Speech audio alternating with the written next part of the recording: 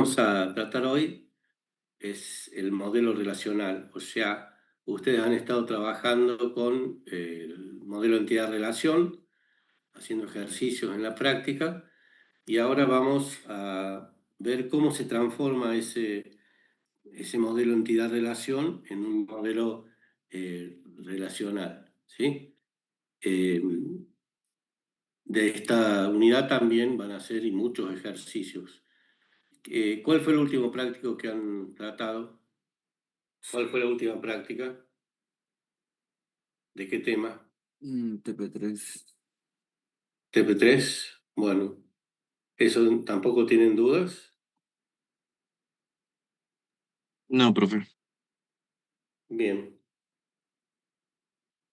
Entonces, vamos a ver ese pasaje del modelo entidad-relación al modelo relacional, que es el que realmente creó el señor Kuhn, ¿sí? Este modelo de datos relacional fue publicado por Kuhn en el año 1967-68 y pronto logró una gran difusión y un gran éxito debido a que era muy simple, es muy simple y tiene fundamentos matemáticos, con lo cual lo hace formal. Antes del modelo relacional había modelos piramidales muy estrictos y si la realidad cambiaba, el mundo real cambiaba, era muy difícil adecuar esos cambios al mundo real, ¿sí? Por eso se dice que este modelo es muy flexible y muy cercano al usuario. El modelo utiliza, como les dije, el concepto de relación matemática o lo que es lo mismo, una tabla de valores, ¿sí? Eh, o sea que una tabla, una colección de filas y columnas, es su bloque de construcción básica, el único. Y muy simple también de entender por un usuario que no sea informática, ¿sí? Y tiene bases también, aparte de la matemática, en la teoría de conjuntos y la lógica de predicados de primer orden, ¿sí? Luego de este modelo siguieron otros modelos, pero siempre tomando el núcleo de este modelo relacional, como el modelo orientado a objetos, modelos de base de datos difusas, deductivas, multimediales, etcétera. Pero el corazón de cualquier modelo es este, el modelo relacional, ¿sí? Entonces, lo que Kuhn intentó hacer en esa época es que los usuarios tuvieran que manejar un modelo simple, sobre todo el usuario no informático, y no verse obligados a aprender la complejidad interna del sistema, que eso es propio de los informáticos, ¿sí? La ventaja de esto que el no informático entienda es que al interactuar con el informático le va a poder brindar mayor detalle porque de ese modelo relacional pueden surgir nuevos requisitos para el sistema que se está construyendo, ¿sí? Eh, bien, es ese modelo dado por Hood en 1967-68. Recién en el año 79 se pudo crear el primer motor de base de datos relacional, era Oracle, porque no estaban las tecnologías necesarias de la época para crear ese motor, ¿sí? Entonces Hood lo que propuso dentro de sus objetivos con el modelo, el primero, independencia física. Ya hemos hablado de esto, volvemos a repetir. La independencia física se refiere a la forma en que se almacenan los datos, ¿sí? No debe influir en la manipulación lógica, o sea, de la forma que se almacenan de forma física, no debe repercutir en la manipulación lógica, ¿sí? Deben ser totalmente independientes lo físico de lo lógico, o sea, si cambia lo físico, no debería repercutir en la manipulación lógica, que sería inserciones altas, bajas, ¿sí? Los más comunes. Si la forma de almacenar esta información cambiara, porque el mundo real cambia, los usuarios no percibirían esos cambios en la capa física, ¿sí? Lo que permite que estos usuarios se concentren en consultar la base de datos y no cómo está construida la misma. O sea, un usuario no informático lo único que tiene que hacer es consultar la base de datos a través de alguna aplicación, ¿sí? La independencia lógica, las aplicaciones que utilizan la base de datos no deben ser modificadas aunque se modifiquen los elementos de la base de datos, ¿sí? O sea, si cambia la capa física, no deberían repercutir en cambios en la capa lógica.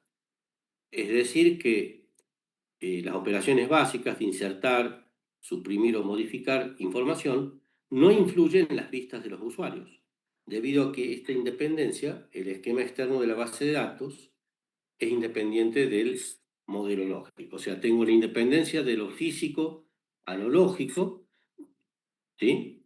Esa es la independencia física, y otra independencia lógica que va de la capa lógica hacia la capa externa donde trabajan los usuarios no informáticos, ¿sí? Otro objetivo es la flexibilidad. La base de datos ofrece distintas vistas en función de los usuarios de las aplicaciones, ¿sí? Vuelvo a reiterar, vista es sinónimo de consulta, ¿sí? Una vista podría ser de un usuario no informático y qué alumnos aprobaron base de datos 1 en el turno de julio del 2025 con una nota igual o superior a 7. Esa sería una vista o una consulta. Y debería ser totalmente independiente de la capa lógica y, obvio, de la física. Uniformidad. Las estructuras lógicas siempre tienen una única forma conceptual. Y esa única forma conceptual que mantiene la uniformidad es la tabla. Otro objetivo es la sencillez, que se refiere a la facilidad de manejo con respecto a los sistemas gestores de bases de datos anteriores al modelo relacional. Al ser piramidales y de red, era muy difícil su manejo, aparte que no había interfaces como ahora, ¿no? El año que viene vamos a ver el motor de base de datos Oracle y, bueno, y MySQL para que podamos comparar los dos, ¿sí? O en una de esas, el taller de SQL, también podríamos usar Oracle y algún práctico hacerlo con MySQL. Bien, veamos la historia, breve, ¿no? Breve porque han pasado 55 años. Ustedes dirán, sí, pero yo apenas tengo 18, bárbaro, pero en informática 55 años no es nada, ¿m? Para todo el avance tecnológico que hubo en el medio, ¿no? Entonces, como dijimos, en 1970 Kurtz publica las bases del modelo relacional. 71-72 se producen los primeros desarrollos teóricos del modelo. Recuerden que era un modelo basado en matemática, lógica de predicados, teoría de conjuntos. Muchas de las instrucciones de SQL, o cuando veamos álgebra relacional, les voy a hacer acordar. Del año 73 al 78 se producen los primeros prototipos del modelo relacional, ¿sí? Primero IBM y luego este sistema desarrolla Sequel que con el tiempo luego mutaría a SQL, ¿sí? SQL en cristiano significa lenguaje estructurado de consultas. En el año 74, la Universidad de Berkeley desarrolla Ingres, que es un sistema gestor de base de datos relacional basado en el cálculo relacional, ¿sí? O sea, son motores que utilizan tecnologías formales muy estrictas que le da eh, el carácter de que no se preste a confusión lo que deba procesar. En el año 78 aparece el lenguaje QBE, ¿sí? Lenguaje de acceso relacional de archivos BSAM de IBM. O sea, en esas épocas había archivos de acceso secuencial y también había archivos de acceso aleatorio.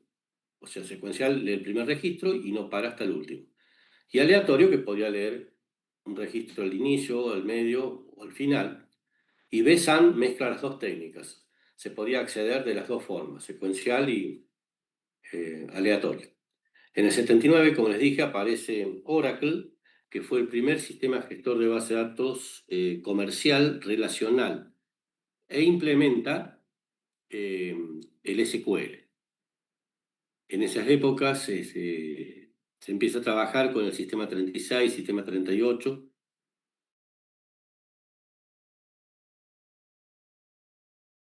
hasta la década del 90, y se convierte en el sistema gestor de base de datos relacionales líder en el mercado. Actualmente es el líder en el mercado, no solamente que maneja el motor, sino que también maneja lenguajes eh, como Java, ¿sí? Para procesar consultas en Internet. Hood revisa el modelo relacional que él creó hace una década y lanza el modelo RMT como intento de subsanar algunas deficiencias que se presentaron en ese pasaje del modelo teórico hacia el modelo para implementarlo en una computadora.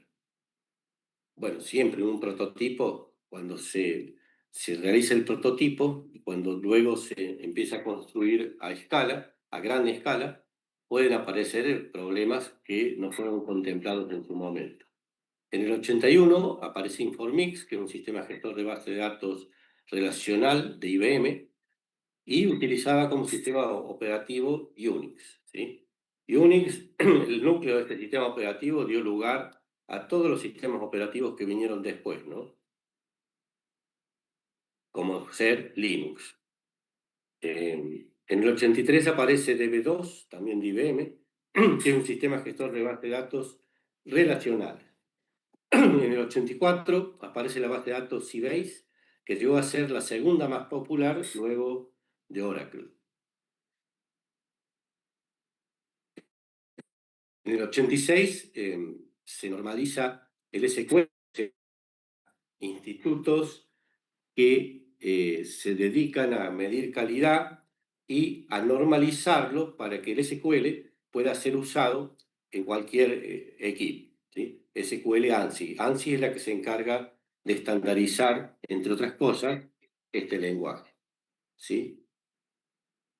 Y fue el lenguaje principal, SQL, de gestión de base de datos relacional. Aún hoy lo es. Inclusive, ya cuando hagamos el taller van a ver que al ser un lenguaje declarativo, ¿sí? Donde se, se especifica lo que se quiere ver, y no de imperativo como C, donde se especifica cómo obtenerlo, que ahí lo hace más difícil, ¿no? En el 87, las normas ISO también normalizan al SQL, ¿sí? Y se denominó SQL ISO 9075.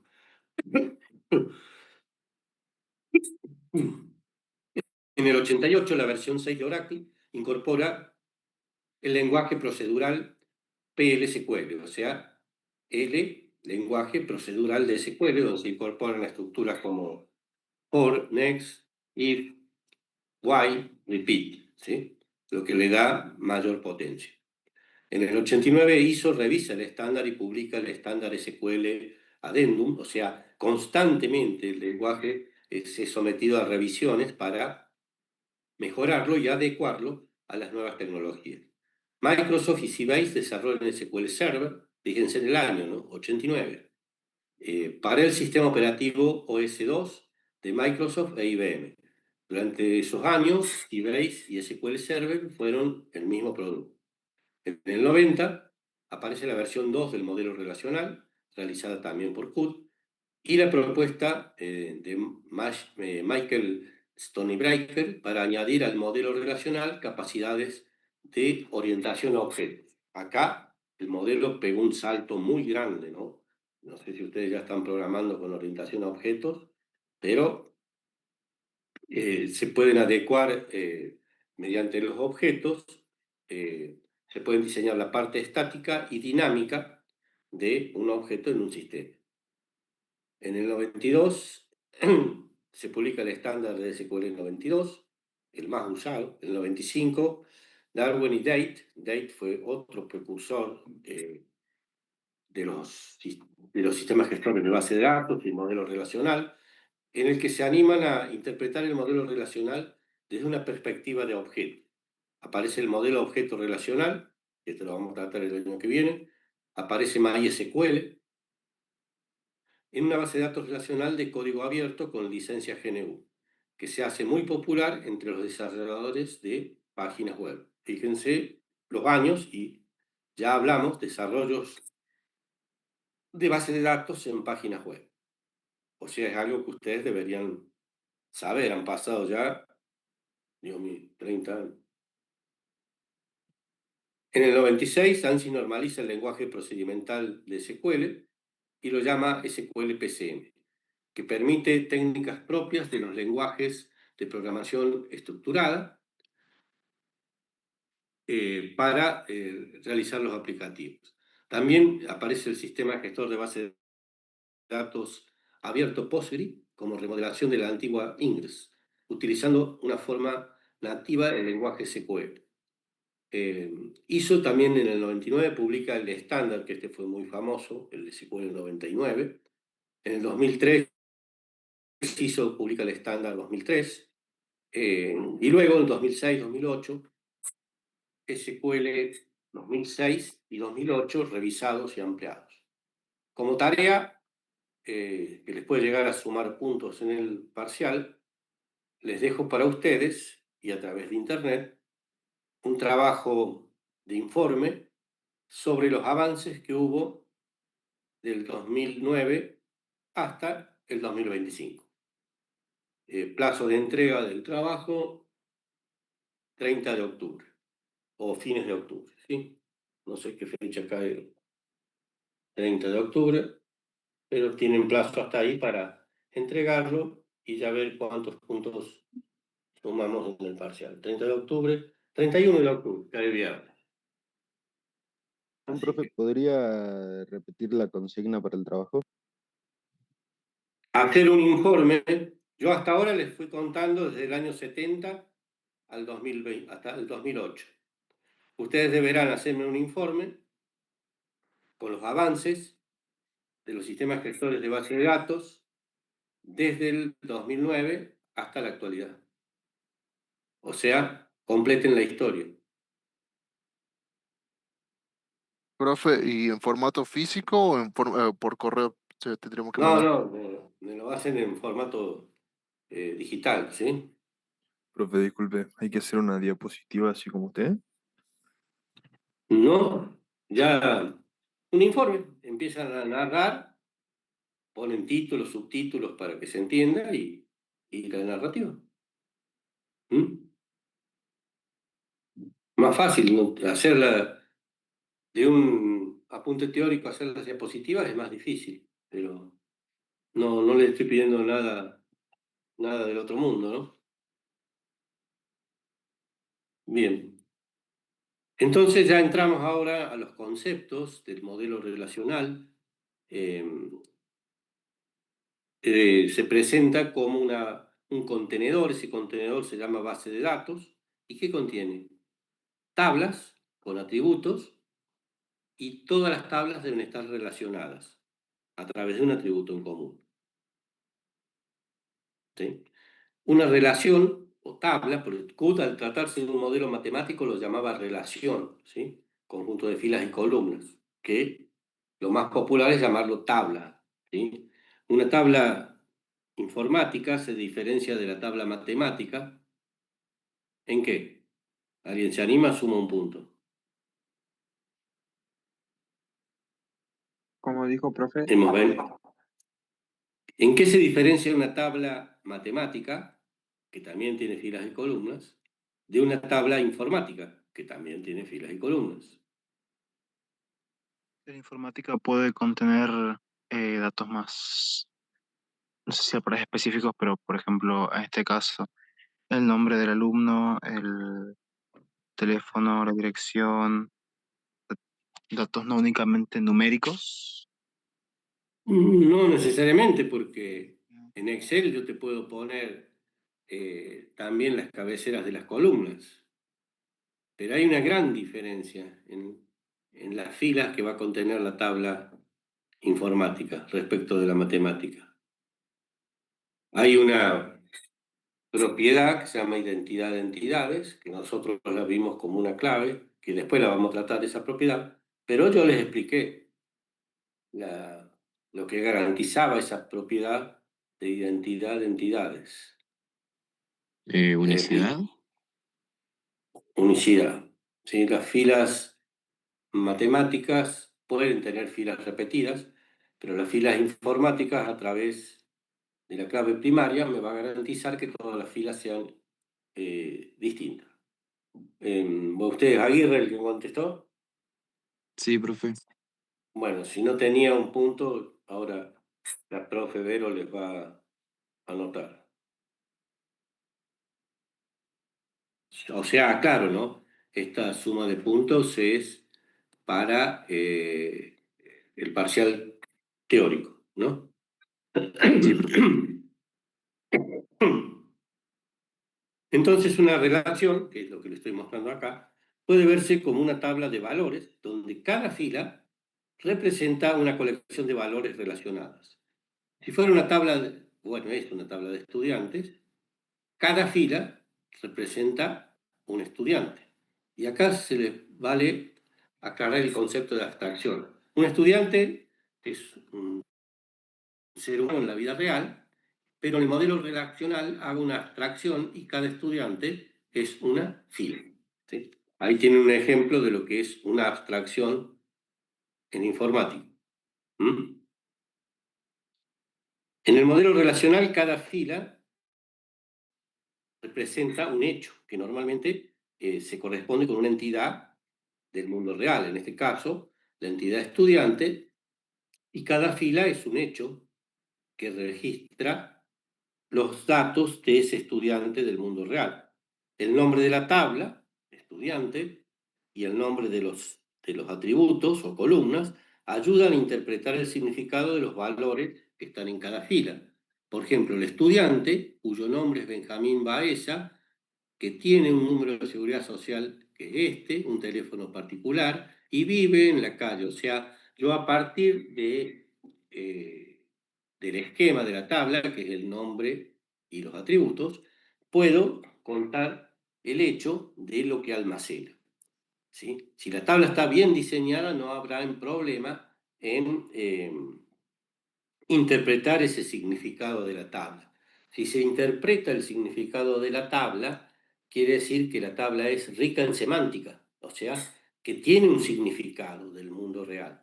Si logro que tenga esa propiedad, que tenga ese significado del mundo real, es que la tabla está bien diseñada. En este ejemplo, reitero, tiene por nombre la relación o la tabla estudiantes y tiene todo este conjunto de atributos. El nombre y el conjunto de atributos y sus tipos es lo que se denomina esquema de esa tabla. ¿Sí? Los nombres de los atributos especifican cómo interpretar los valores. El nombre del estudiante o el estudiante cuyo nombre es Benjamín Baez. O sea, me ayudan a interpretar ese hecho, ¿sí? O sea, ese hecho que está en cada fila de la tabla. ¿Se entiende? Sí, profe. Entonces, en la terminología formal del modelo relacional, una fila se denomina tupla. O sea, en su modelo, Q no la llamó fila, sino que la llamó tupla, para empezar a diferenciarse de las tablas matemáticas. ¿Sí? Y una cabecera de columna, dijimos que es un atributo, y la tabla se denomina relación. Nosotros la vamos a llamar tabla porque se nos puede confundir que dos tablas se relacionan, dos relaciones se relacionan. Entonces, la llamemos tabla.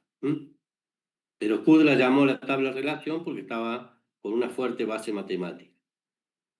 El tipo de datos que describe cada atributo, ¿sí?, me va a implicar los valores que va a aceptar, ¿sí?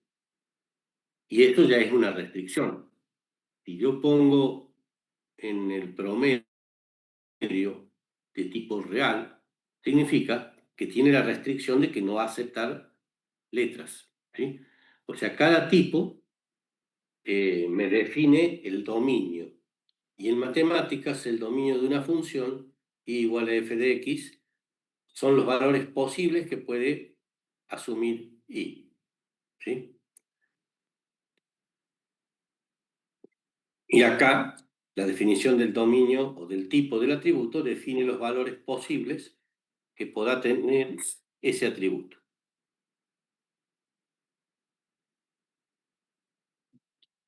Bien, sigamos con nombres del modelo relacional. Vamos a hablar de los dominios. Ya nombramos atributos, tuplas y relaciones. Entonces, sigamos con dominio. Un dominio es un conjunto de valores atómicos, es decir, indivisibles. Es decir, que cada valor del dominio no lo puedo dividir más en lo que concierne al modelo relacional, ¿sí? Por ejemplo, el peso de una persona es de 75 kilos, o sea, en un momento dado tiene ese peso. ¿Sí? Ya van a ver que el tiempo es una variable muy importante en lo que es base de datos, sobre todo cuando hagan transacciones, ¿sí? Supónganse que hacen un depósito en Nueva York a un banco que está en la costa oeste, que tiene diferente uso horario, o sea, el tiempo tiene un factor muy relevante a la hora de interpretar, ¿sí? Por cada dominio se especifica cómo se especifica un dominio a través de un nombre que ayude a interpretar los valores. O sea, si voy a registrar la fecha de nacimiento, y bueno, no le pondré F1, FEC-NAC, o sea que más o menos me ayude a interpretar lo que contiene esa columna. Algunos ejemplos de dominios son los que teníamos acá. Este podría ser varchar, ¿sí? Varchar es una variable, una string que tiene valores de largo variable. Por ejemplo, para el nombre yo podría poner que el nombre es de tipo varchar 30. ¿Qué quiere decir? Que el máximo de valores posibles que puedo poner, el máximo de caracteres posibles que puedo poner es 30, pero puedo poner menos, ¿sí? En cambio, char es una variante del modelo del tipo string, que si defino estado civil char 3, ¿qué quiere decir? Que deberá tener 3 caracteres, ni más ni menos, 3, esa es la diferencia. Y después tienen los tipos comunes, integer, real, de doble precisión, de fecha, de lógico, etc.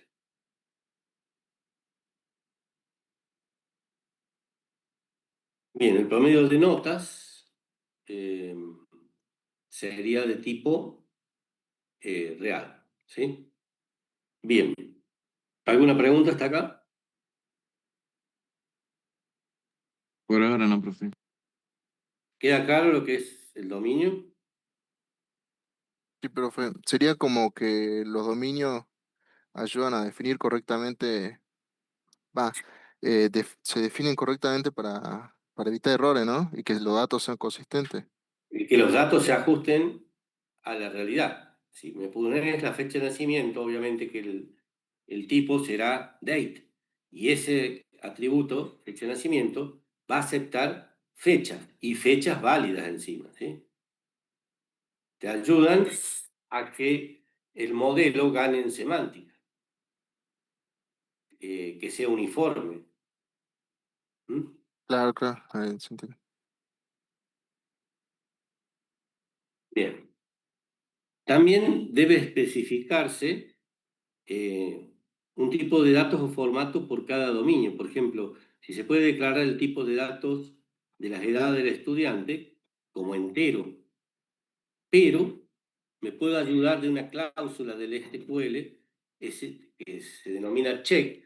Yo defino entero, pero con la cláusula check le puedo poner un límite en la edad, que sea mayor a 18 y menor que 80, ¿sí? O una nota.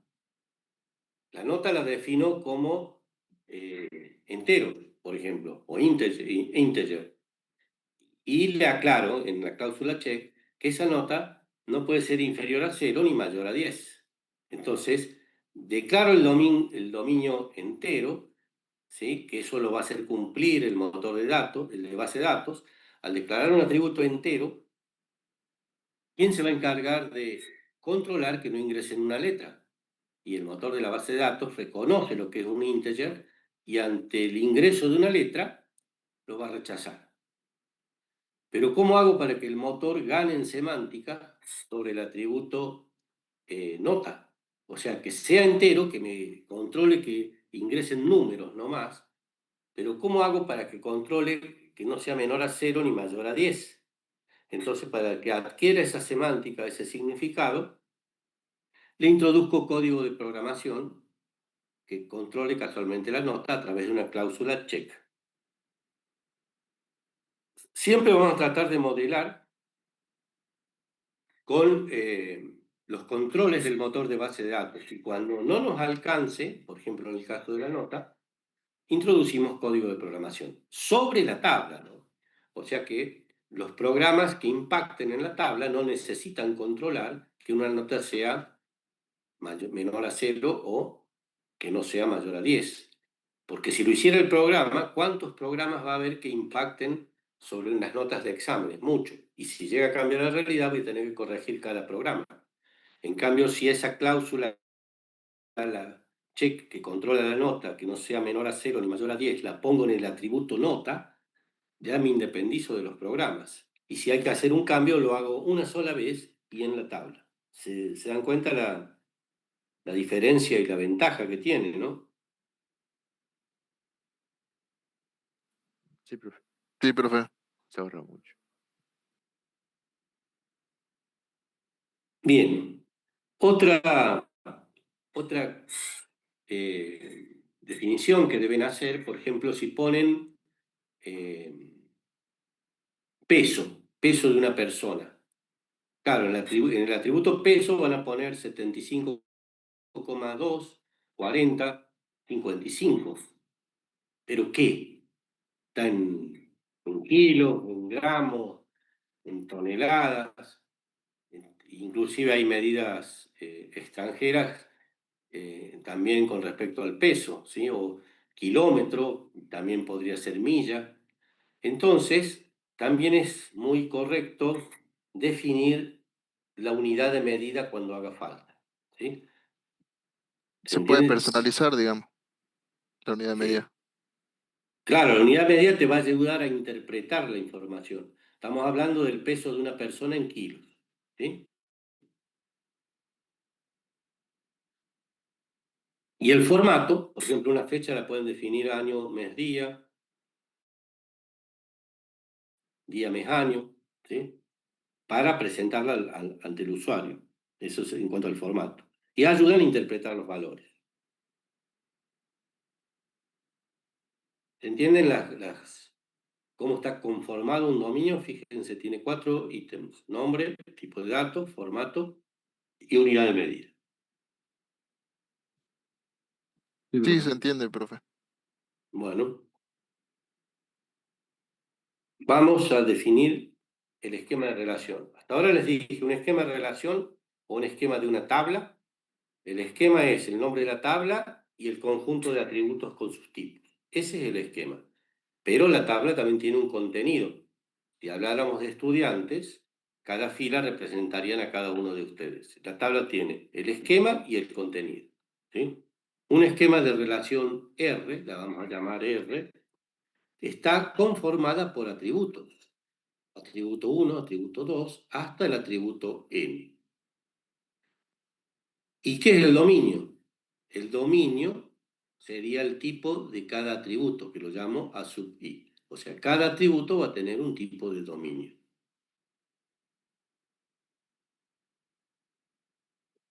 El dominio, se dice que D es el dominio.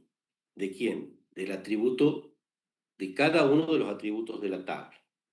Y se denota de esta forma.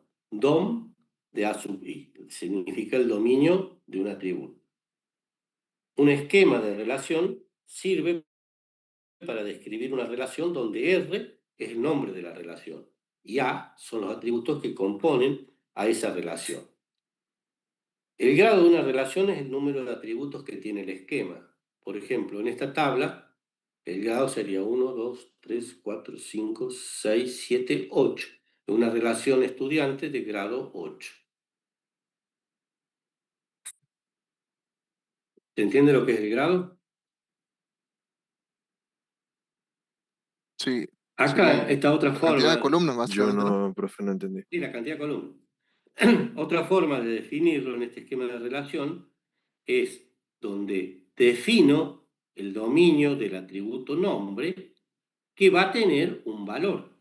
O sea, tengo el esquema y los valores o el contenido de cada atributo.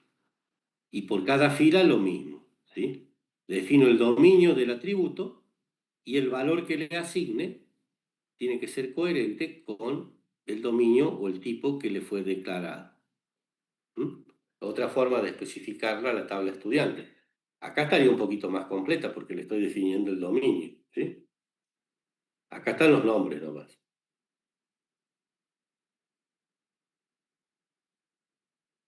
¿Alguna pregunta? Entonces, ¿de Entonces, grado 7?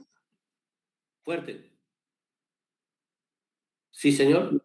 Entonces dice ahí abajo de grado 7. Esta tabla, estudiantes, si te pregunto cuál es el grado de la tabla estudiante, lo único que tenés que hacer es contar la cantidad de atributos. Esta tiene 7, es de grado 7. Ah, bueno, gracias. ¿Se entienden? Sí, Entonces definimos el nombre de la tabla, los atributos. Y por cada atributo, D será su dominio. Entonces un esquema de relación R, constituida por estos atributos, el estado de la relación se denomina R de R. Entonces el estado de una relación es la cantidad, si fuera de la tabla de estudiantes, cuántos estudiantes tiene en ese momento, que puede cambiar con el paso del tiempo, ¿sí? Ese es el estado, que es un conjunto de tuplas. O sea, el estado es la cantidad de tuplas que tiene o de filas que tiene en un momento dado. Entonces, el estado de la relación R, el estado de la relación R, está definido por R, que significa la cantidad de tuplas que tiene en un momento dado una relación. Si la relación estudiantes tiene 100 estudiantes y agrego 10 más, el estado pasa de 100 a 110, ¿sí? Cada una de estas tuplas, que están definidas en el estado, le puedo asignar a cada tupla T valores, ¿sí? Valores a cada uno de los atributos. Cada valor de atributo de la tupla T se referencia como T, que significa tupla o fila, del atributo A sub I, ¿sí? Recuerden que R está conformada por atributos. El estado, o sea, qué cantidad de filas tiene, está definida por R con el nombre de la tabla. El estado es la cantidad de filas que tiene una relación en un momento dado, o sea que R es la cantidad de filas o tuplas, fila 1, fila 2, fila n, donde cada tupla, o sea, cada fila, que está definida por atributos, le podré asignar un valor a cada uno de los atributos. Cada valor de atributo de la tupla T se referencia como T, que se refiere tupla o fila, del atributo que esté hablando en ese momento, A sub I. Y acá hemos nombrado varios conceptos, ¿sí? Que si no los entienden, deberán preguntar.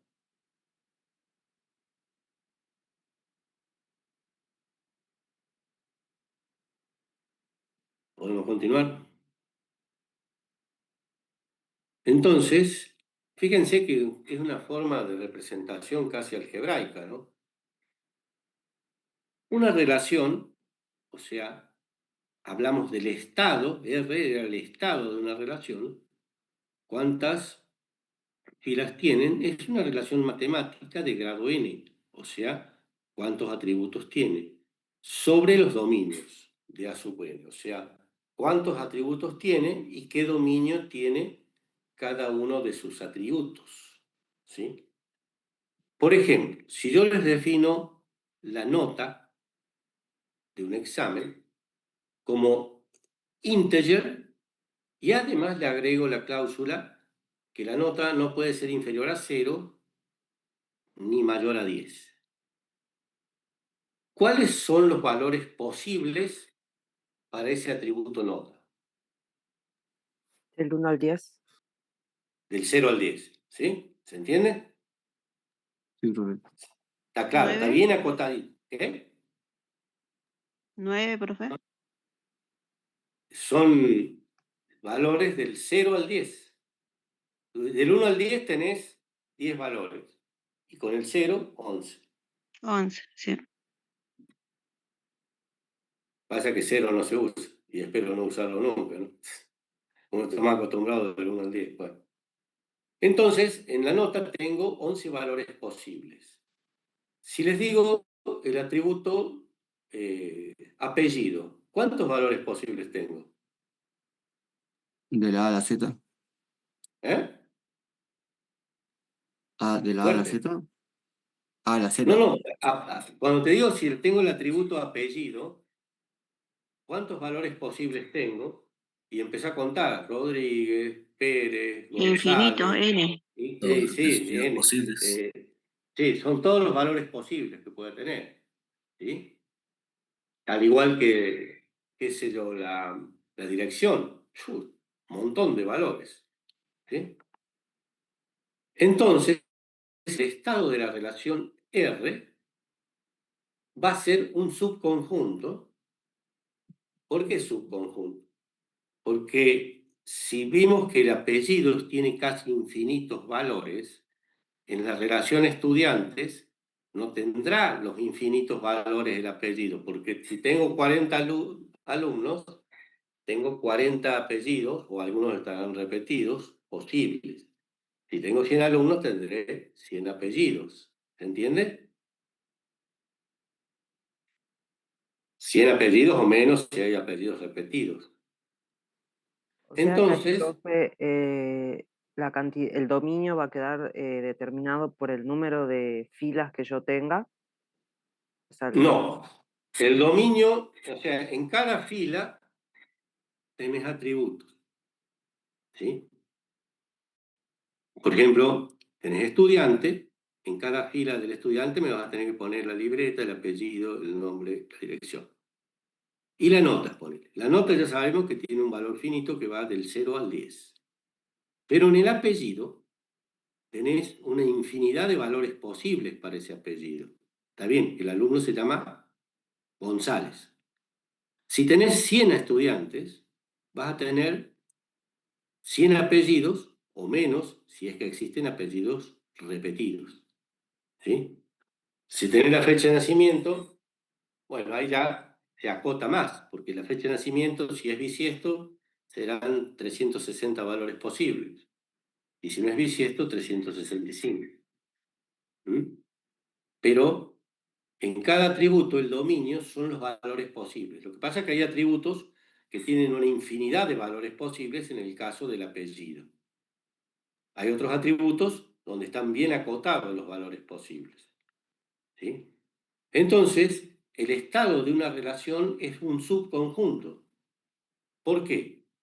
Porque en el atributo apellido, que dijimos que hay infinidad de apellidos, en la tabla de estudiantes no voy a tener la infinidad de apellidos. Voy a tener tantos apellidos posibles como estudiantes haya, o menos quizás si hay apellidos repetidos. ¿Se entiende el concepto que quiero llegar?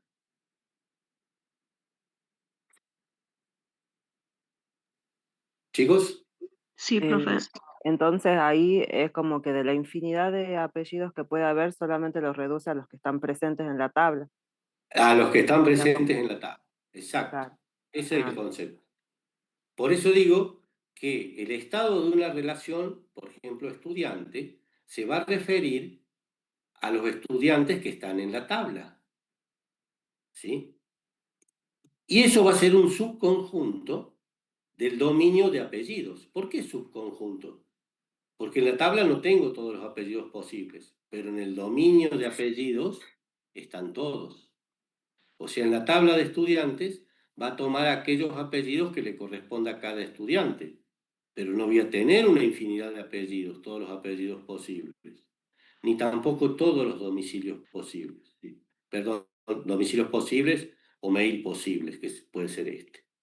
Entonces, en el estado de una tabla R, que puede ser estudiantes, solo tengo los valores correspondientes a cada uno de los estudiantes, pero no de la totalidad de apellidos ni de la totalidad de direcciones, que es muy grande. Entonces puedo decir que el contenido de la tabla estudiante, el estado de la tabla estudiante, es un subconjunto de todos los apellidos posibles o de este atributo, de todas las direcciones posibles o de este atributo, de todos los mails posibles, ¿sí?, de este atributo. Pero en la tabla de estudiantes van a estar los de cada estudiante. Por eso son un subconjunto de todo lo posible. ¿Sí? ¿Se entiende por qué la tabla estudiante es un subconjunto de todos los dominios de los atributos posibles y encima multiplicado, ¿no? Si los apellidos son 10 millones, a eso lo multiplico por la cantidad de domicilios posibles, que sería imposible de detectarlo. Pero el producto cartesiano de multiplicar la cantidad de apellidos posibles por la cantidad de domicilios posibles por la cantidad de mail posible, eso me da un número tremendamente grande, que nunca me va a hacer falta para definirlos en el estado de una tabla, pero tienen que tomar conciencia que hay una gran posibilidad de valores en una tabla, ¿sí? Y a esa gran cantidad de valores de los dominios de los atributos, si los multiplico, se denomina producto cartesiano. ¿Sí? Y el estado de una tabla es un subconjunto de ese producto cartesiano. Y si yo llegara a considerar todos los apellidos posibles, todos los domicilios posibles y todos los mails posibles, me daría un número inmensamente grande, que sería el total de tuplas posibles, que es el producto cartesiano. Nosotros nos vamos a referir a la tabla, pero sepan que existe una operación que se llama producto cartesiano, que se trata de multiplicar los dominios posibles de cada atributo. Cuando veamos SQL, ahí les voy a mostrar cómo se define el producto cartesiano sobre una tabla. ¿Sí? ¿Se entiende o no? Sí, profe. Y el que no entiende, pregunta. Bien. En SQL vamos a volver sobre este tema.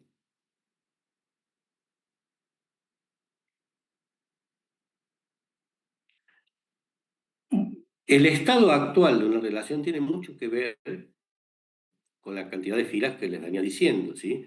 De todas las posibles combinaciones del producto cartesiano, el producto actual de la relación refleja las tuplas que tenga en ese momento o las filas que tenga en ese momento la tabla estudiante. O sea, la tabla son los valores que tiene cada una de las filas o cada uno de los estudiantes. Y el dominio de cada uno de los atributos son todos los valores posibles. ¿Sí?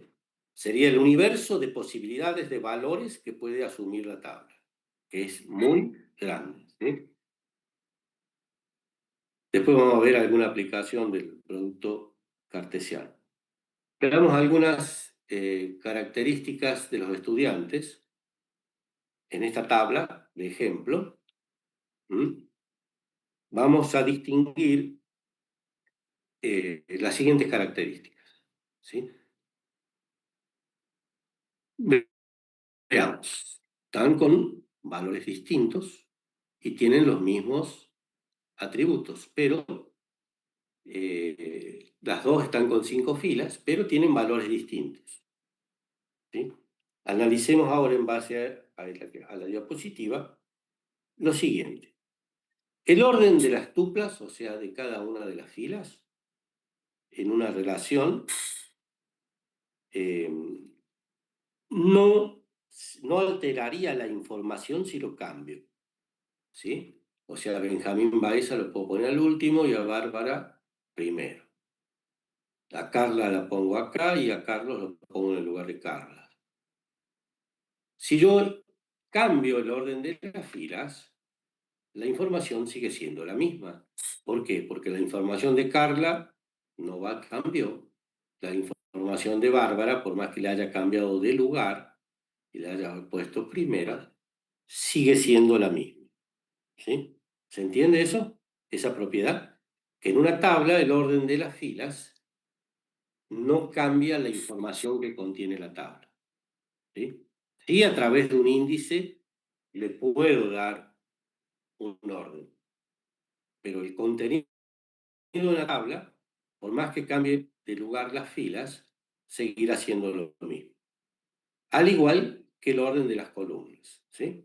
Puedo poner el nombre en el último lugar, el promedio en el tercer lugar, que la información seguirá siendo la misma. Son dos propiedades muy importantes.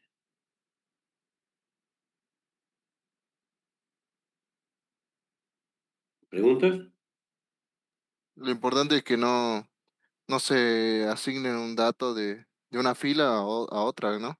O sea, Claro, que la fila que no siga me teniendo inviertan. su propio dato. Claro, que los valores no me los cambien. Ahí sí ya cambia todo. Pero el orden de fila y columna no cambia la información.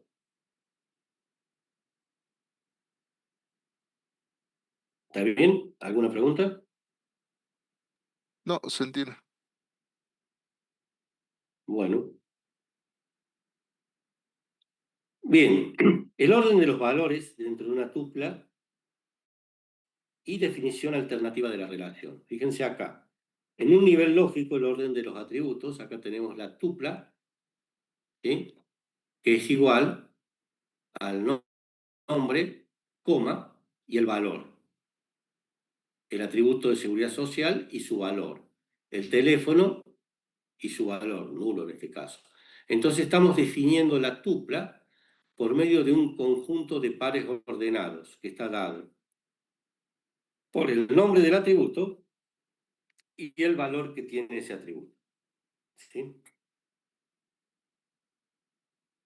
El ordenamiento de los atributos es irrelevante porque el nombre lo puedo poner al último y el promedio ponerlo en segundo lugar. Siempre y cuando ¿no? el par ordenado lo lleve tal cual como está a otra posición, no me va a alterar la información que tiene almacenada. O sea que el ordenamiento de los atributos no es importante, porque el nombre del atributo aparece junto a su valor. Según esta definición, las dos tuplas de la figura anterior son que van a cumplir esta misma propiedad. O sea que le puedo alterar su valor sin que me altere su contenido, lo que informa.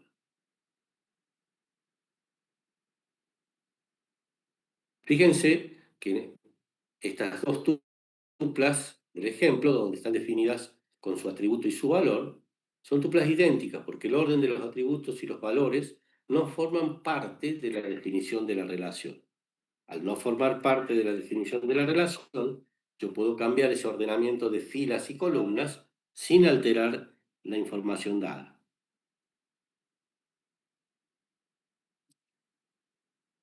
Bien.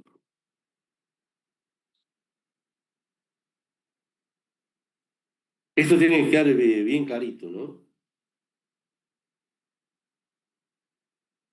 Igual que los valores que asume nombre, cada valor en un atributo es monovaluado, tiene un solo valor.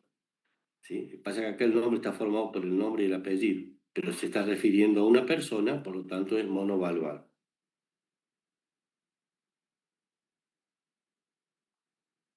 Bien. ¿Podemos continuar o hay preguntas?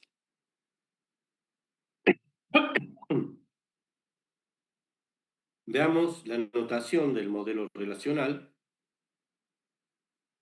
Lamentablemente no está unificada, pero tratamos de seguir autores de los más conocidos. En este caso, el de Kut. Un esquema de relación de grado n, o sea, cuántos atributos tenga ese esquema, se denota con el nombre de la relación, con R, y entre paréntesis se pone el nombre de cada uno de sus atributos. En este caso, estamos poniendo nombres genéricos. R para el nombre de la relación y A para los atributos. Podría ser estudiante, apellido, coma, legajo, coma, nombre, coma, fecha de nacimiento, coma, mail, coma. ¿Sí? Una n tupla, o sea, una fila cualquiera de una relación, de un estado de la relación, recuerden que R es el estado, o sea, si la fila estudiante tiene 100 estudiantes, si la tabla estudiante tiene 100 estudiantes, su estado será 100. Entonces, una tupla cualquiera, una fila cualquiera de esa relación que contiene 100 estudiantes, una tupla cualquiera, la puedo denominar T, que va a ser igual a cada uno de los valores que tenga. Por ejemplo, una tupla de un estudiante la puedo definir también con sus valores. Apellido, valor 1, que será Rodríguez. Nombre, valor 2, María. Fecha de nacimiento, B sub n, que será una fecha dada. Donde B sub i, un valor cualquiera, es el valor que le corresponde a cada atributo. En letras mayúsculas, Q, R y S, vamos a denotar o vamos a nombrar las relaciones o las tablas. Con letras minúsculas, Q, R y S, me van a denotar el estado de las relaciones. ¿Sí? Podría poner Q de Q grande, será el estado de la relación Q, o sea, cuántas filas tiene. Y las letras T, U y B denotan tuplas. Lo más común es que las denotemos con T.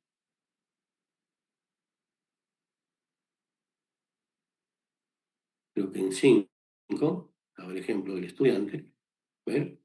Acá tengo el nombre de la tabla, cada una de la definición de los atributos. Entonces, R sería estudiante, A sub 1 sería el nombre, número de seguridad social, etc. Y por cada fila voy completando los valores, los B corta, de cada uno de sus atributos. Fíjense que, ya que aprovechamos para definir acá, que CUD llamaba a las tablas como variables en cada uno de sus atributos. ¿Sí? ¿Por qué? Porque nombre es una variable. ¿Qué es una variable en matemáticas? Es algo que puede asumir distintos valores. Entonces, el nombre es una variable porque puede asumir distintos valores según la fila que se trate. ¿Sí? ¿Se entiende que son variables los atributos? Porque Sí, pueden profe. asumir distintos valores según la fila que se trate. ¿Sí? Por eso, CUD a las tablas o a las relaciones también las llamó barrel. Var de variable y rel de relación. Barrel, así las llamó CUD a las tablas, porque cada atributo es una variable dentro de la relación.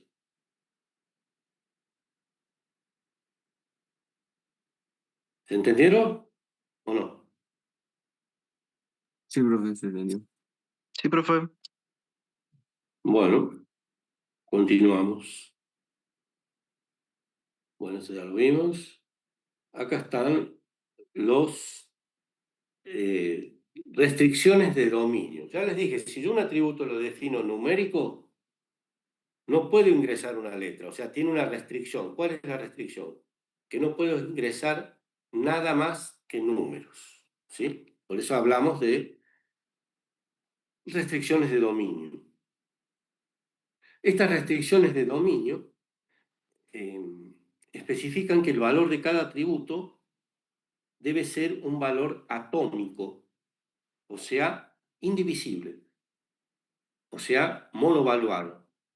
Por más que un apellido sea López Jurado, ¿sí? Tiene dos apellidos, pero se refieren a una sola persona, entonces ese apellido es monovaluado. No son el estudiante López y el estudiante Salgado, no. Es López Salgado que define a un estudiante, es monovaluado. Los tipos de datos asociados a un dominio pueden ser numéricos, de carácter, ya les nombré varchar y char, de fecha, de hora, marca de tiempo, de dinero, booleanos, ¿qué más? Un subintervalo de valores y enumerado. En C no han visto los tipos enumerados, que toma un valor de esa lista, Sí, o un profe. subintervalo de valores. Profe, ¿no podría dar un ejemplo de subintervalo de valores en base de datos? ¿Cómo? ¿No podría dar un ejemplo de subintervalo de valores? Subintervalo de valores, o sea, que te defina un límite inferior y un límite superior, por ejemplo, en un conjunto de números. ¿Sí? Y enumerado cuando explícitamente los nombro a cada uno. ¿No han visto un lenguaje C? Sí, profe. Tal Sí, cual. profe, sí.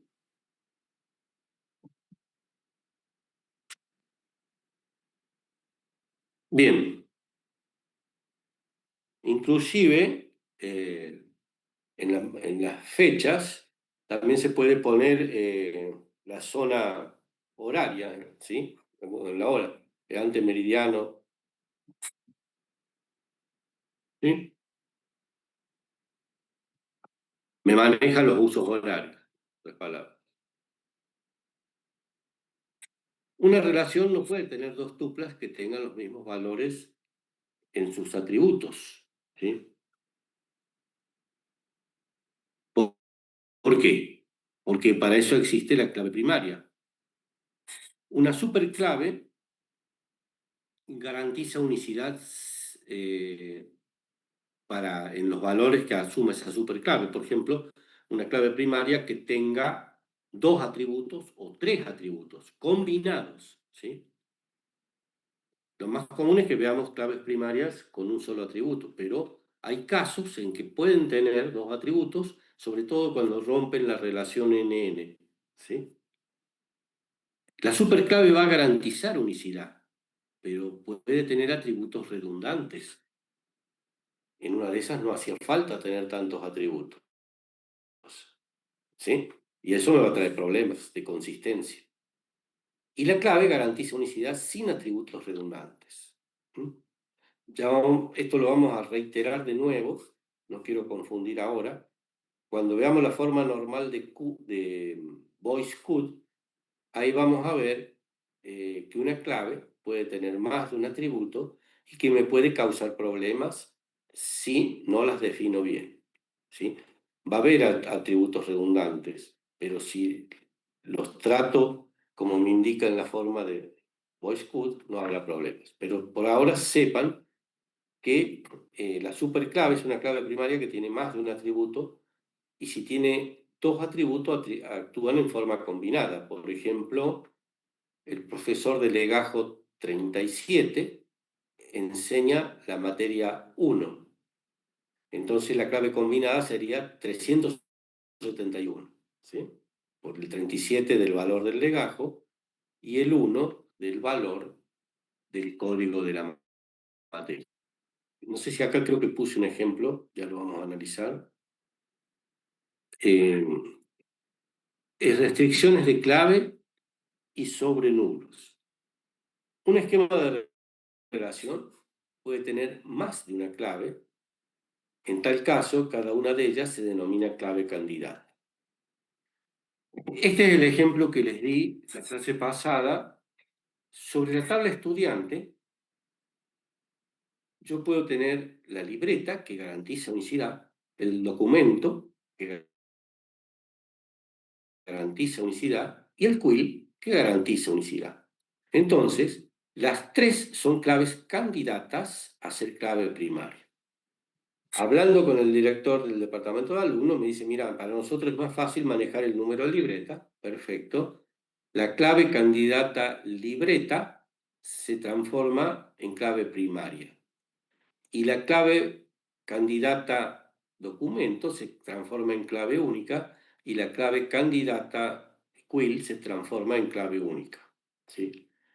Les había dicho también que la clave primaria no puede tener nulos y que las claves únicas garantizan unicidad y pueden tener valores nulos. ¿Sí? Acá en la tabla coche, ¿sí? Tiene dos claves candidatas, el número de matrícula y el número de serie de motor, que en el ejemplo del libro se olvidaron de subrayarla como clave primaria. Entonces hay dos claves candidatas, el número de la patente. Recuerden que esto viene del libro, que son libros españoles, ¿no? El número de patente o matrícula y el número de serie de motor, ¿sí? Es habitual designar a una de las claves candidatas como claves primarias, ¿sí? Bueno, en el sistema, si estamos haciendo el sistema de revisión vehicular, me podrán decir, mira, el número de serie del motor es más difícil de alterar, entonces vamos a tomar como clave primaria el número de serie de motor. Perfecto. Entonces la clave candidata al número de matrícula pasa a ser clave única. ¿Se entiende el concepto? Sí, profe. Profe, es decir que es algo por lo que se identifica la relación. No te entendí la pregunta. Es decir, profe, que es algo que no se puede cambiar, digamos. ¿Qué no cambiarías? ¿El atributo? Ah, el número de Sí, serie de motor, a eso te referís. sí, ¿Sí? sí. El número de serie de motor es más difícil de alterar o modificar que el número de patente. La patente, te encontraste una patente en la calle y le pones esa patente a tu auto. ¿Sí? Pero el número de serie de motor, si bien ha habido delitos de que han limado el número de serie y le han hecho grabar otro número, pero es mucho más difícil. ¿A qué quiero llegar? Que las claves candidatas, cuando las convierto a una en clave primaria, siempre es mejor que el usuario no informático me diga cuál es su mayor comodidad para manejarla, ¿sí? Me dice, mira, la patente, se puede encontrar una patente en la calle o le ponen otra, pero el número de serie de motor no, ese no, es muy difícil cambiar. ¿Sí? Estoy dando un ejemplo, nada más. ¿Y para qué dijo, profe, que nos servía en este caso la clave primaria? La clave primaria es para garantizar unicidad. O sea, vos tenés dos claves candidatas, patente y número de serie de motor. Son claves candidatas porque las dos garantizan unicidad. Hablas con el gerente de la revisión vehicular y le decís, mire, ¿qué le queda más cómodo? ¿Que identifiquemos cada auto con la patente o con el número de motor? Los dos garantizan unicidad. Y dice, no, con el número de serie de motor me gusta más. Bueno, la clave candidata al número de serie de motor pasa a ser clave primaria y la clave candidata patente o número de matrícula pasa a ser clave única, porque también tiene que garantizar unicidad. ¿Se entiende? Sí, y mencionó algo sobre los valores que podían ser nulos y no nulos. Sí. La clave primaria no puede asumir valores nulos, porque una clave primaria identifica de forma única una fila. Si vos le pones valor nulo, nunca te va a poder identificar la fila. Entonces, la clave en primaria tiene la restricción de que no puede asumir valor nulo y eso es controlado por el motor de la base de datos. La clave única tiene que garantizar unicidad, pero acepta el valor nulo porque no me vas a identificar una fila con la clave única. Simplemente garantiza unicidad. ¿Quedó claro o no? Sí, profe, eso era. Gracias. Profe, o sea que mismo la clave primaria no puede tener valores repetidos o datos repetidos. Porque No, no la sería. clave primaria debe garantizar unicidad. Por lo tanto, no puede. Es más, el motor de la base de datos, si pone una clave, intentás poner un valor repetido, te lo va a rechazar. Y si intentás apretar Enter en la clave primaria, te lo va a rechazar. Generalmente las claves primarias las definimos con el ID, ¿sí? Pero a los fines de este curso la vamos a definir con un atributo para que usted entienda mejor. Por ejemplo, profe, si estamos hablando de otra tabla de personas, ¿el DNI sería una clave primaria? ¿Sí? El DNI, el quit. Hay excepciones que se han producido, ¿sí? Cuando pasaron, en la antigüedad existía libreta en enrolamiento que era para el hombre, libreta cívica para la mujer, algo así, y pasaron a DNI, que es el actual, empezó a haber números repetidos en el DNI, pero son casos excepcionales, ¿eh? Bien.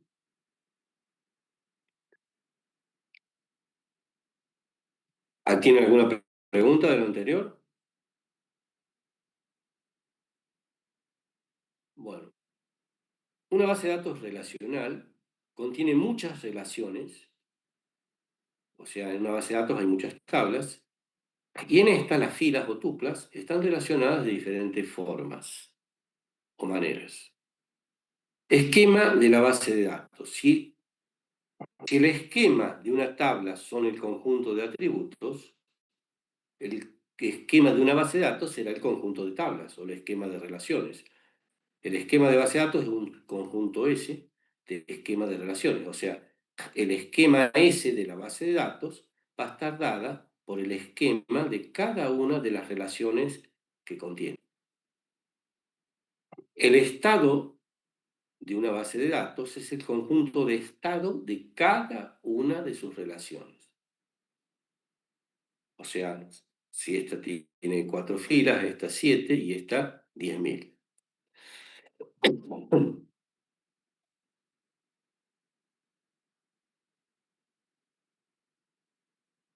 Bueno, esto no es tan difícil, ¿no? En esta imagen muestra el esquema de base de datos, o sea, todos estos esquemas de tablas constituyen el esquema de la base de datos relacional empresa, ¿sí? El esquema de la base de datos relacional expresa está constituido por el esquema de la tabla empleado, el esquema de la tabla departamento, el esquema de la tabla lugares departamento, proyecto, trabaja en independiente. O sea, tengo esquema de tabla y esquema de base de datos. El esquema de la base de datos es el conjunto de todos los esquemas de las tablas relacionadas. ¿Sí? En esta figura, fíjense, acá tenía los esquemas, y ahora lo que hago a cada uno de los esquemas, esto está en el libro también, ¿no? Le he agregado valores. El conjunto de todas estas tablas es el esquema de la base de datos empresa. ¿Sí? Los atributos que representan el mismo concepto del mundo real, por ejemplo, empleado, pueden tener o no nombres idénticos en diferentes relaciones. Por ejemplo, a ver, acá había unos lugares, parentesco, alguien que me ayude, por ejemplo, el número de seguridad social, acá se llama de forma distinta, fíjense, pero no habría ningún problema en que NSS acá se llama NSS, ¿sí? No habría problemas. Pero cuando las procesemos, no puedo trabajar, el motor me va a decir, para, acá me la definiste como NSS y acá también. ¿Cuál es cuál? En ese caso puedo cualificar el atributo y decir, esta es la tabla empleado, punto NSS. Y acá está llamarla tabla dependiente, punto NSS. Entonces ahí sí los dos atributos, a pesar de llamarse igual, pero en su nombre cualificado hacen referencia a su tabla, con lo cual ya no se llaman igual. también vamos a hacer ejemplos en SQL de este concepto.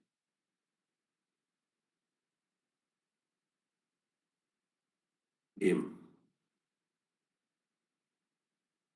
Existen dos tipos de restricciones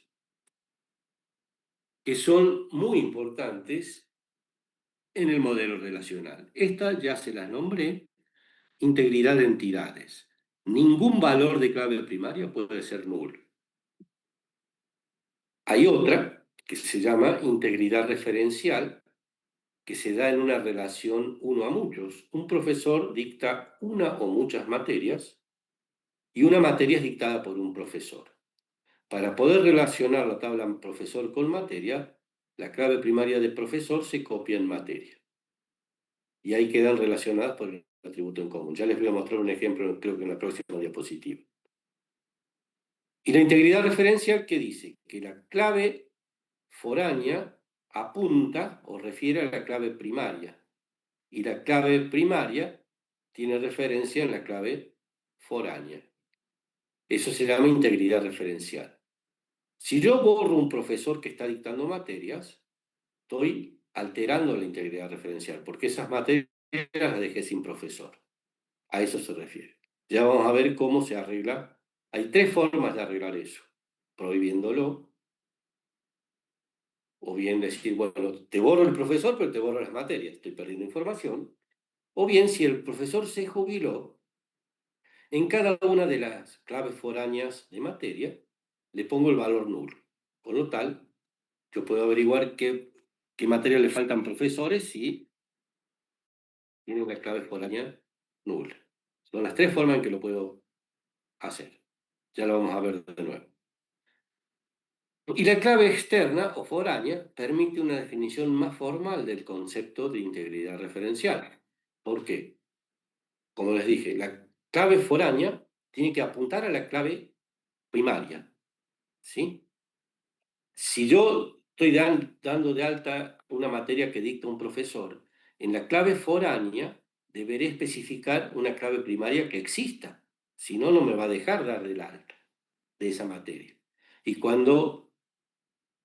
¿se entiende? O sea, la clave foránea la puedo repetir tantas veces como tantas materias tenga ese profesor. Pero la clave foránea es la clave primaria de profesor. Y ese profesor debe existir para que le pueda dar el alta. Ya vemos acá en un ejemplo. Acá tenemos, fíjense, que tengo un empleado que tiene un número de seguridad social, ¿sí? Que se va a repetir tantas veces como hijos tenga, porque le está dando el número de seguro social. ¿Y si esto se repite, cuál sería la clave primaria? El número de seguridad social junto al nombre del dependiente. Entonces la clave foránea, que es esta, número de seguridad social, apunta a la clave primaria. ¿Sí? Trabaja en, el empleado trabaja en, está determinado también por su número de seguridad social para saber cuántas horas tiene asignadas, que también apunta a su clave foránea. Y esta clave foránea, que es parte de la clave primaria compuesta, apunta al proyecto en el que trabaja. Siempre la clave foránea apunta a la primaria, que debe existir, ¿sí? Y la primaria tiene una referida, que es la clave foránea. La clave foránea, yo puedo borrar un registro de clave foránea y no pasa nada, porque deja de apuntar a la clave primaria de la tabla empleada. Pero si borro el empleado, ¿qué pasa? Si tenía dependientes, esta clave foránea, que es el hijo, ya no se sabe a quién apunta, al empleado. Veamos acá. Las condiciones que debe satisfacer una clave externa o foránea especifican una restricción de integridad referencial entre dos esquemas de relación, R1 y R2. Empleado, departamento. En un departamento trabajan uno o muchos empleados y un empleado puede trabajar solamente en un departamento. La clave primaria de empleado es el número de seguridad social, primary key, y la clave primaria de departamento es número D, que es clave primaria, primary key. Bien, en esta relación 1 a mucho, entre departamento y empleado, para que queden relacionadas, tengo que tener el mismo atributo. Para tener el mismo atributo, copio la clave primaria del lado del 1 sobre la tabla de muchos. Esa es una regla mnemotécnica, porque también podría llevar esto para acá. Pero si yo llevo el número del profesor para acá, ¿qué pasaría? El número de empleado para acá, ¿qué pasaría? ¿Sí? Que podría trabajar en varios departamentos y no es así. ¿Sí? Entonces, esta clave primaria se copió acá con clave foránea. ¿Y eso qué quiere decir? Que mientras el número de departamento se repita, quiere decir que el empleado trabaja en ese departamento. Si el número de departamentos se repite 10 veces, ¿sí? Quiere decir que tiene 10 empleados. Ahora, ¿qué pasa si borro el número de departamento? No voy a saber en qué departamento trabaja este empleado, porque cuando la clave foránea quiera apuntar a la clave primaria, esta no va a existir. ¿Sí? Por ejemplo, el número de departamento 2, que es clave primaria en la tabla de departamento, es clave foránea, cuyo valor es 2, en la tabla de empleados. Entonces tienen el mismo atributo y el mismo valor, y de esa manera quedan relacionadas. En la relación se tienen que cumplir que tengan el mismo atributo y el mismo valor. Mientras, si hablamos del departamento 2 y el departamento 2 es clave foránea, acá, si este valor 2 se repite 10 veces en la tabla de empleados, quiere decir que hay 10 empleados en el departamento 2. Representado en forma formal, la tupla 1, esta, que es la relación 1, la tupla 1, que tiene un valor de clave foránea, tiene que ser igual al de la tupla 2, que tiene un valor de clave primaria. Si el número de departamento acá es 2, deberá encontrar el número de departamento 2 en la tabla de departamentos. Cuando dé de alta un empleado y ponga en número del departamento en el que trabaja, si yo pongo acá un número que no existe como departamento aquí, me va a dar error, porque hay un error de integridad referencial. ¿Sí? En cambio, acá puedo crear un departamento nuevo y que todavía no tiene asignado empleados. ¿Sí? Si creo un departamento nuevo, aquí podría crear un empleado que esté asignado a ese departamento nuevo. Pero no puedo dar de alta un empleado y asignarle un número de departamento que no exista en la tabla de departamento. ¿Se entiende el ejemplo de integridad referencial? ¿Y cuál es la restricción? Que no puedo borrar un departamento que tenga asociado empleados en ese departamento, porque lo dejo sin departamento. ¿Sí? Sí puedo decir, mira, si yo borro el departamento, rompo la integridad referencial. ¿Qué puedo hacer? Bueno, si me borras el número de departamento, también te borro todos los empleados que tengan asignado ese número de departamento. Y mantengo la integridad referencial, pero pierdo información. Otra forma sería, te impido borrar un departamento si tiene asociado empleados. Mantengo la integridad referencial, pero quizás ese departamento se dio de baja en la empresa. ¿Cómo hago para que refleje la realidad? La forma más correcta es, perfecto, te borro el departamento, pero los empleados que tenga asociados, le pongo el valor nulo, para que no apunte a la clave primaria que ya no existe. Borro el departamento, creo otro departamento. O directamente pregunto, mostrame todos los empleados que no tengan asociado un departamento. Entonces, mostrame todos aquellos empleados cuya clave foránea sea nula. Me muestra que hay 3, entonces podré luego a esa clave nula, a esa clave foránea nula, asignarle otro valor de departamento existente. Esas son las 3 formas de controlar la integridad referencial. La última es la más válida. ¿Se entiende o no, chicos? En las consultas tuve, creo que era el lunes pasado, y no va nadie, ¿no? Y eso que presenciales. Bueno, continuamos. Cuando veamos SQL, vamos a trabajar con una tabla que se llama empleados, employees, que va a tener este esquema. Los nombres de los atributos son el ID del empleado, el primer nombre, que sería el nombre Pedro, Juan, María, el last name, que sería el apellido, el email, el teléfono, el hire date, el job ID, salary.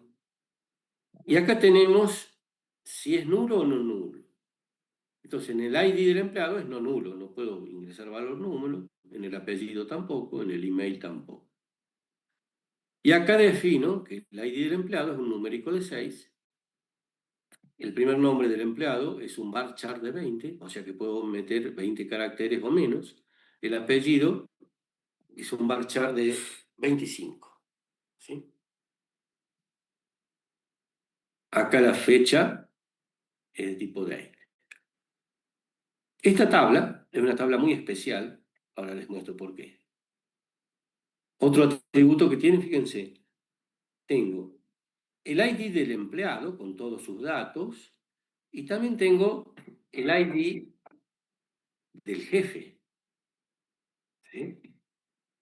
Esta es la clave primaria y esta es la clave foránea, que deberá apuntar a otra tabla de manager o de jefes. ¿Sí? Clave primaria, clave foránea, manager ID, que deberá apuntar a otra tabla donde estén detallados los jefes. Veamos entonces. Fíjense, la tabla employees. Acá tengo el ID del empleado 100, ¿sí? Con todos sus datos. El ID del empleado 178, la clave primaria 178, Kimberly, es su primer nombre. Acá están todos sus datos, ¿sí? En qué código de trabajo trabaja, SARREP, salario 7.000. Cobra comisión de venta, 15%, pero hay otros empleados que no cobran comisión de venta. Me dice, ¿quién es el jefe? El 149. Esta es la clave foránea. Entonces, cuando el motor lee que esta es una tabla autorreferencial, ¿qué dice? Kimberly, que es el 178, su jefe es el 149. Es clave foránea, ¿a quién apunta? A la clave primaria. Y busca el 149 en la misma tabla, que ahora es clave primaria. Entonces yo sé que el jefe de Kimberly es Eleni. Disculpen, tengo un resfrío. La clave foránea está en la misma tabla, que apunta a la clave primaria de la misma tabla. Es una tabla autorreferencial.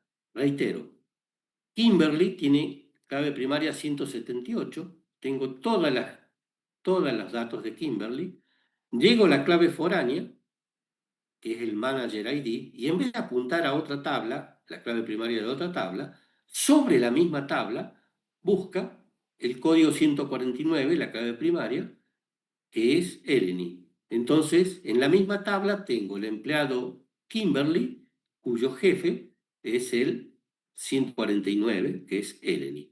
Estas tablas se llaman autorreferenciales. Se da únicamente en las relaciones uno a muchos. Y así sucesivamente, fíjense. RAG 141, que es RAG, busco la clave foránea 124 y apunta al 124, que es Kevin, su jefe. Que a su vez, Kevin tiene de jefe 100. Apunta al 100 y el jefe de Kevin es King. Y busco el jefe de King y tiene valor nulo la clave foránea, que puede tener valor nulo. ¿Quién me explica qué pasó acá? ¿Por qué King tiene valor nulo en Manager ID? Porque es Porque Él es el jefe principal, es digamos. el dueño con él. Muy bien. Entonces, a Aguirre creo que ya te subieron punto y Torrejón fue el otro que contestó. Sí, yo solo tenía un punto, profe. Ah, bueno. Yo me voy a dar cuenta después si hace falta subir más a los que siempre participan, ¿no? De 10, profe. Yo trato de hacer mucho, pero trato de hacer evaluación formativa mientras se puede. Que también es una evaluación conceptual, ¿no? ¿Se entendió lo que es una tabla autorreferencial? Fíjense, Kimberley, cuya clave foránea es 149, en vez de apuntar a otra tabla, a la tabla de jefes, directamente busca a su jefe en la misma tabla. Busca el 149 y lo encuentra. Su jefe es Eleni. ¿Qué gano? Que yo sé que tanto los empleados como los jefes son personas humanas que tienen los mismos atributos. ¿Para qué voy a hacer otra tabla si lo puedo definir en la misma tabla? Aparte que el rendimiento del motor con una tabla autorreferencial es muchísimo más rápido. ¿Sí? Y me dice, pero te ahorraste una tabla, los discos son muy grandes. No, les reitero, el dato llenar un disco o un medio de almacenamiento es facilísimo. Porque no solamente están las tablas, la información de las tablas, sino que hay información adicional de las relaciones, de los índices, información del sistema gestor. Es mucho lo que hay. Aparte que por rendimiento, en vez de hacer dos tablas de jefes y empleados, hago una tabla. Yo sé que tanto los jefes como los empleados son empleados, son personas. Entonces creo una tabla autorreferencial que le va a proporcionar un mejor rendimiento al motor.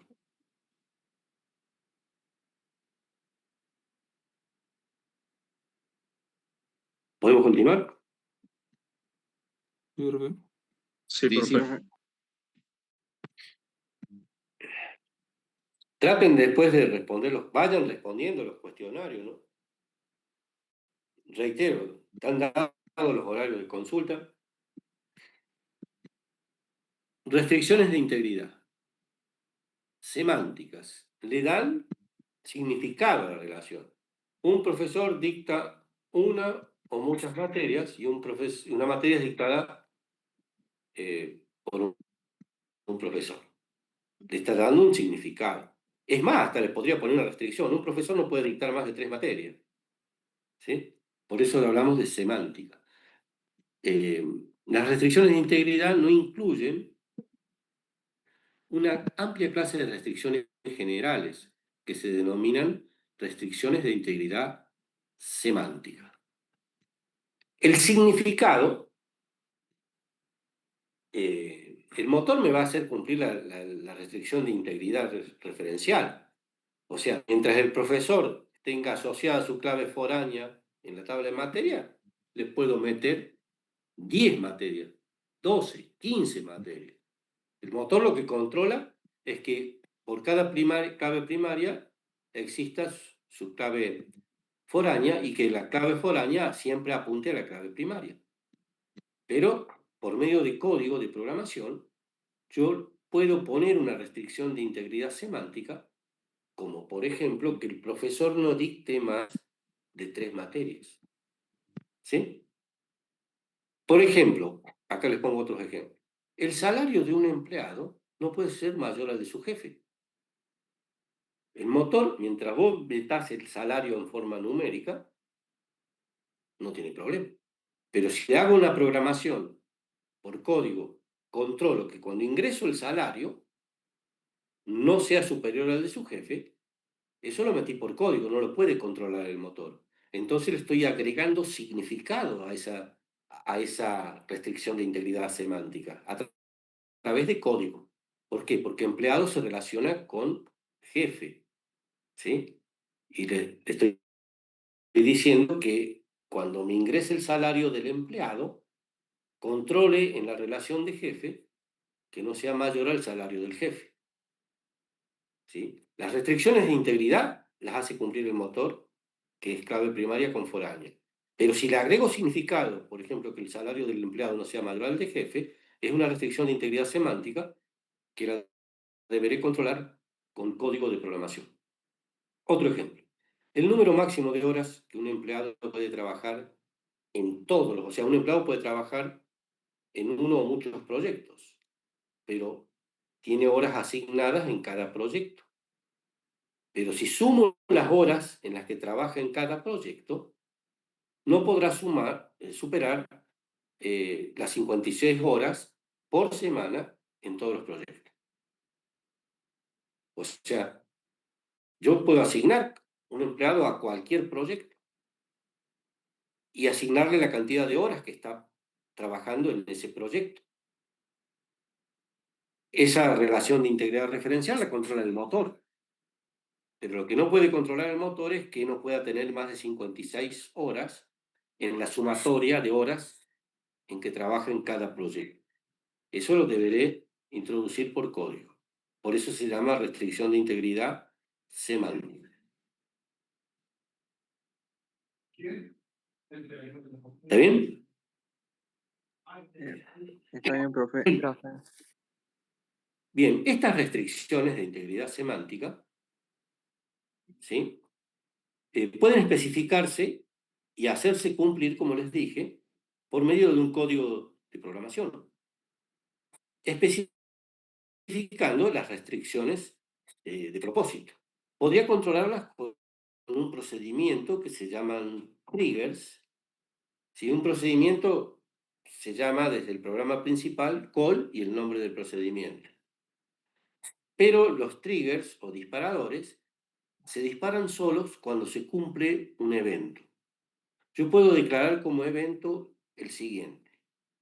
Si el salario o la sumatoria de salarios, o perdón, la sumatoria de horas de proyecto de un empleado supera las 56, que se dispare el procedimiento, me avise que superó la cantidad de horas 56, ¿sí? En una de esas le puedo decir, reducirla al número de horas del mayor proyecto, o todo el código que tenga que ingresar para hacer cumplir las reglas de negocio.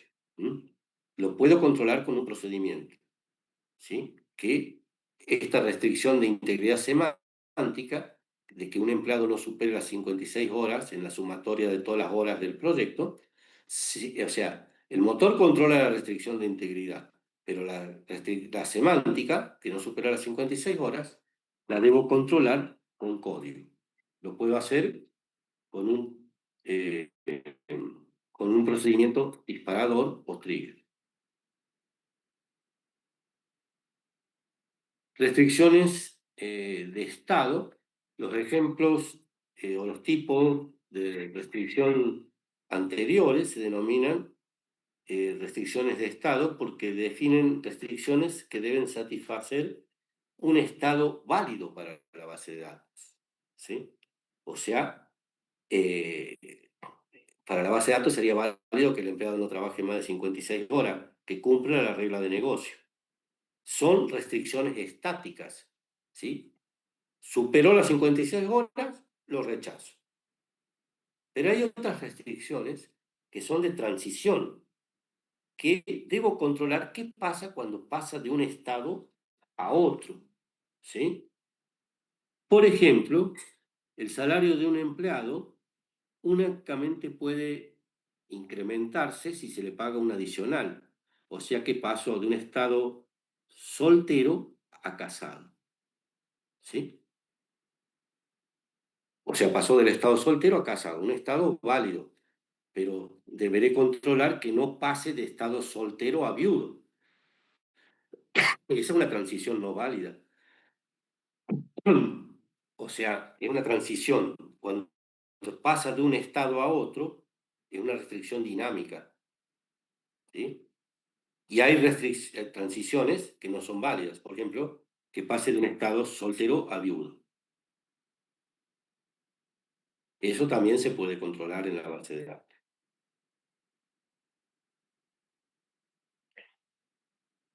Bien, operaciones de actualización en el modelo relacional. Son 3. Insert, delay y update. Insertar, eliminar, modificar. Agrega fila, borra fila, cambia valores de los atributos. Si me cambias el valor de un atributo y tenía un check, o sea, un control de semántica, el nuevo valor deberá ajustarse a las restricciones que tiene ese atributo, ¿no? Las operaciones de actualización no deben violar, bueno, acá está lo que les decía, las restricciones de integridad especificadas en el esquema de la base de datos.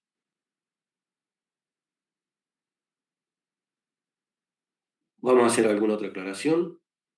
A ver, en la operación insertar, ¿esta me puede violar la integridad? Estoy agregando No, una nueva profe. fila. No, profe. Entonces, la inserción puede violar las restricciones de dominio. ¿Sí? O sea, si inserto un valor alfabético en un campo numérico, estoy intentando violar la restricción de dominio. Está bien que el motor lo va a controlar, pero si no lo controlara, se podrían violar esas restricciones. La restricción de clave. Estoy ingresando una clave primaria repetida.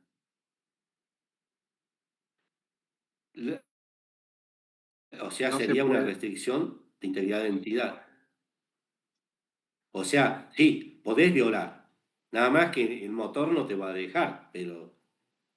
Y la integridad referencial puede violarse en la inserción si el valor de cualquier clave foránea hace referencia a una tupla que no exista. Estás dando de alta una materia cuya clave foránea es el profesor que apunta a la tabla de profesores que no exista.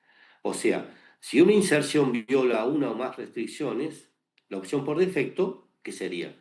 Estás intentando poner un valor que no es permitido. Rechazar. O sea, si se intenta violar una restricción durante el alta, la acción que se debe hacer es rechazar el ingreso de un valor o de un conjunto de valores que violan restricciones. En la operación de eliminar, ¿se puede violar la restricción? No. El ejemplo estaba por decir que el ejemplo ya se los había dado. Suponete, Profe. elimino, ¿sí? Tengo la relación, un profesor dicta una o muchas materias y una materia es dictada por un profesor. Borro el profesor y me dejaste materias sin profesor, claves foráneas que apuntan de materia que apuntan al profesor que no existe. Entonces, sí se pueden violar restricciones. Y en la operación, o sea, ya les mostré o les hablé qué se puede hacer cuando se elimina un profesor que dicta materias. Si me También, profe, eliminas el profesor... ¿Cómo? también nos dio el ejemplo de departamento. Con un departamento también, ¿sí? Si borras un profesor, dejas sin profesor a las materias. Entonces, ¿cómo lo puedo controlar? Perfecto, me borra el profesor y te borro las materias. Bueno, está bien, lo controlaste, pero me hiciste perder información. Eso se llama borrado en cascada. Borras uno y automáticamente se borran todos los relacionados. Otra forma es decir, te impido borrar un profesor si tiene materias relacionadas. Está bien, lo controlaste, pero si el profesor se jubiló, déjalo que se jubile. Entonces en la clave foránea pones el valor nulo. ¿Sí? Bien, y en modificar, ¿qué les parece? ¿Se podrá violar? Sí, Si profe. También, quiero profe. cambiar una Sí, una clave primaria. claro, si intentas poner un valor, reemplazar un valor, por ejemplo, me pones el salario 500.000, pero 500.000 supera el valor del jefe. No te tengo que dejar, ¿sí? O sea que en las tres podemos producir violaciones de restricción de acuerdo a lo que les dije. ¿Sí? Bueno, todo esto que hemos hablado, ya les voy a mandar las diapositivas, el cuestionario, que los va a referenciar al libro, y en el libro van a tener mayor detalle. Ahí Verónica, la profe, les largó la asistencia.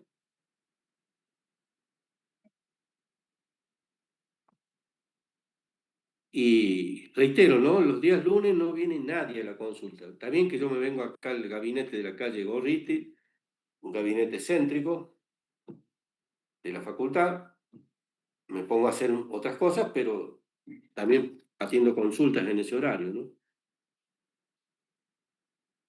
¿Todos han podido registrarse? Sí, profe. Sí, profe. Bueno, perfecto. Finalizamos y dejamos de compartir. Profe, a Sí. mí no me aparece la asistencia. Bueno, mándame, a ver, ¿quién es? ¿Brisa? ¿Raquel? Sí. Gutiérrez. ¿Cómo es? ¿Gutiérrez? Sí, profe. Bueno. Yo voy a solicitar el reporte de conexión.